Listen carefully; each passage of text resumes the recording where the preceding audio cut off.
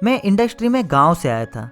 मुझे नहीं पता था कि एक्शन सीन कैसे शूट होते हैं। जब 3-4 टेक हो गए तो एक्शन डायरेक्टर ने अपने असिस्टेंट से गाली देते हुए कहा कि किसे पकड़ लाए हो।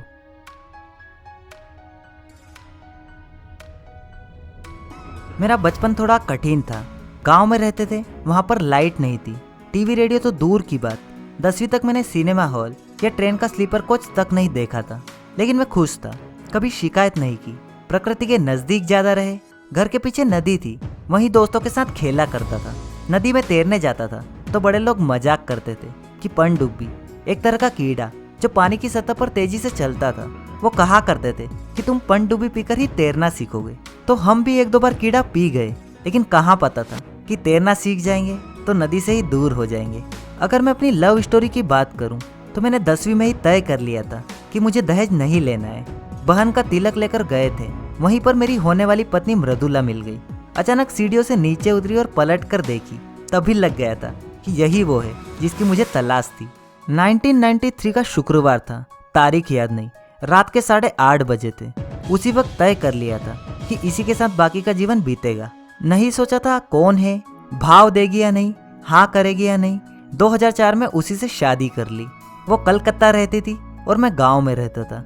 फिर पढ़ने दिल्ली चला गया। मोबाइल भी नहीं हुआ करता था।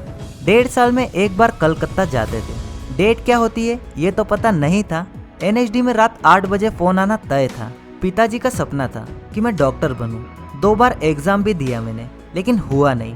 35-40 नंबर से ज़्यादा मुझे कभी आया ही नहीं। लेकिन अच्छा हुआ जो भी हुआ। पर डॉक्टर का टर नहीं, लेकिन एक्टर का टर रह गया। मेरी भाभी रीता तिवारी कहती है, हम तुम्हें 9वीं क्लास में ही पहचान गए थे कि तुम में कुछ है। उसी दिन लग गया था कि तुम कुछ बड़ा करोगे। मुझे उस टाइम बिल्कुल भी नहीं लगा था कि आगे जाकर ये बात इस हद तक सच होने वाली है। मैं 10 साल से ज़्यादा भटका हूँ, धक्के खाए हैं। जब पहली बार मुंबई आया था तो संघर्ष शुरू किया। शुरुआत में तो किसी स्टूडियो जाते तो दरबानी भगा देता था, कहता था फोटो दे जाओ। तब कास्टिंग डायरेक्टर जैसा कुछ नहीं होता था। उस वक्त रामोजी का टाइम चल रहा था। नए लोगों को खूब मौका देते थे। उनके दफ्तर के बाहर 250 लोग लाइन लगाकर खड़े रहते थे। मैं भी उन्हीं में से एक था। मैं मनोज वाजपेयी जी से बहुत प्रेरित था। मनोज वाजपेयी बेतिया से आए, कॉन्वेंट में पढ़े लिखे। मैं तो गांव में रहता था। उन्होंने हम जैसों के लिए नया रास्ता खोला। मुझे हमेशा यही सोचकर हिम्मत मिलती थी कि मनोज अगर वहां से आकर स्टार बन सकते हैं तो मैं क्यों नहीं। सच कहूँ तो उन्होंने एक नया रास्ता खोला था जो मेरे और मेरे जैसे अनगिनत के लिए एक नई दुनिया थी। मैं इंडस्ट्री में गांव से आया था। मुझे नहीं पता था कि एक्शन सीन कैसे शूट होते हैं। जब 3-4 टेक हो गए तो एक्शन डायरेक्टर ने अपने असिस्टेंट से गाली देते हुए कहा कि किसे पकड़ लाए हो। गाली सुनकर मेरा मूड खराब हो गया, बहुत गुस्सा भी आया। तभी एक सीनियर एक्टर मिले और बोले, क्या हुआ। मैंने बताया कि मुझे गाली दी, मैं इनका सर फोड़कर गाँव चला जाऊंगा, नहीं करनी मुझे कोई एक्टिंग। फिर उन्होंने मुझे समझाया कि इन गालियों को इकट्ठा करो और अपने काम पर फोकस करो। एक दिन यही आएंगे और तुमको सर बोलेंगे। और हुआ भी वही। 8 साल बाद एक फिल्म की स्क्रीनिंग में वही व्यक्ति आया और बोला, वाह सर, आपने क्या काम किया है। शुरुआती दिनों में ज़्यादातर ऑडिशन के बाद मुझे एक ही जवाब मिलता था, नॉट फिट। इसकी इतनी आदत हो गई थी कि लगता था कि किसी दिन बीवी दरवाज़ा खोलेगी और बोलेगी, नॉट फिट। एक बार का किस्सा है, गैंग्स ऑफ वासेपुर रिलीज हो चुकी थी। उसी बीच मेरी माँ बीमार थी और मैं मुंबई में था। रात को 2 बजे फ़ोन कर रहा था, कहाँ इलाज हो रहा है। पता चला थायराइड की प्रॉब्लम है और पटना आ गई थी। मैं सुबह फ्लाइट से पटना पहुंच गया। डॉक्टर के पास पहुंचा। उसने मेरी माँ को देखा, फिर मुझे, फिर रुक से गए और बोले, सुल्तान। मैंने कहा, हाँ सर।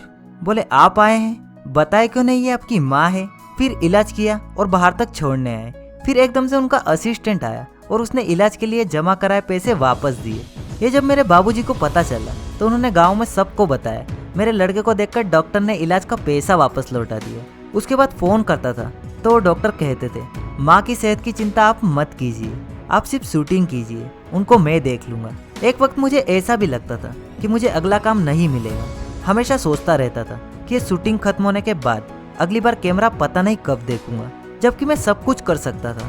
गुंडा बनकर आपको डरा भी सकता हूँ और मिठाई वाला बनकर हंसा भी सकता हूँ।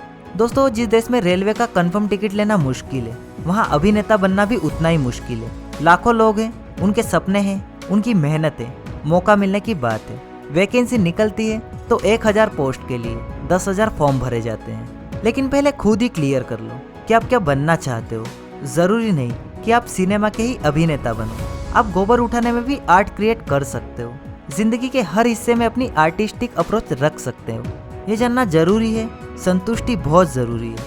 अमेजॉन प्राइम की वेब सीरीज मिर्जापुर की सोशल मीडिया पर बहुत तारीफ हो रही है। खासकर इसमें कालीन भैया का किरदार बहुत ही ज्यादा चर्चित है, जिसे पंकज त्रिपाठी जी ने जान डाल दी है और लोगों को मिर्जापुर के सीजन 2 का बेसब्री से इंतजार है। मिर्जापुर सीरीज मेरी भी फेवरेट रही है। मैं भी आप सबकी ही तरह उसका बेसब्री से इंतजार कर रहा हूँ। मेरी तरफ से आप सभी को wish you all the very best. किसी और का मुझे नहीं पता, लेकिन मुझे आपके सपनों पर पूरा विश्वास है और आप एक दिन उन्हें रियलिटी में जरूर बदलोगे। तो बस यार, आज के लिए इतना ही। वीडियो अगर पसंद आया हो तो इसे लाइक जरूर करें, और अगर आप ऐसे ही नॉलेज के वीडियो कभी मिस नहीं करना चाहते तो चैनल को सब्सक्राइब करके बेल आइकॉन जरूर दबाएं। मिलते हैं अगले वीडियो के साथ, तब तक के लिए जय हिंद, जय भारत। ध्यान रखिएगा अपना। Thanks for watching.